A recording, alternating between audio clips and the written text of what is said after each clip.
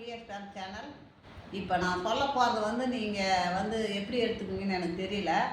ஒரு வயசானவர், அவர் வந்து தன்னுடைய ஃபோனை எடுத்துக்கின்னு ஃபோன் சர்வீஸ் கடைக்கு போனார்.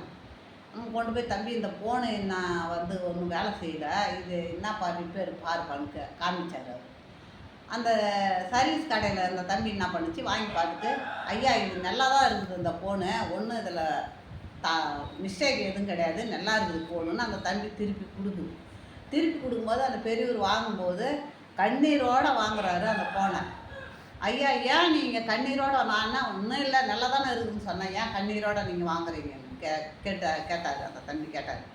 அதுக்கு அந்த பெரியவர் சொன்னார், என் பிள்ளைங்கெல்லாம் எனக்கு ஃபோன் போடணும் தான்ப்பா நான் இருந்தேன், ஃபோனே போடலையே, அதனால் என் ஃபோன் ஏதாவது ரிப்பேராக நான் எடுத்து வந்தேன், என் பிள்ளைங்க ஃபோனே போடலையப்பா அப்படின்னு சொல்லி அழுதார்.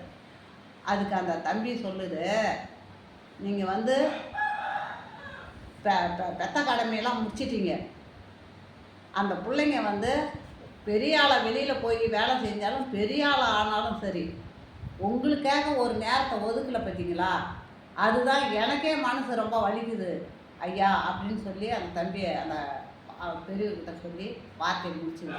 இது உங்களுக்கு பிடிச்சிருந்ததுன்னா லைக் பண்ணுங்கள், கமெண்ட் பண்ணுங்கள், சப்ஸ்கிரைப் பண்ணுங்கள்.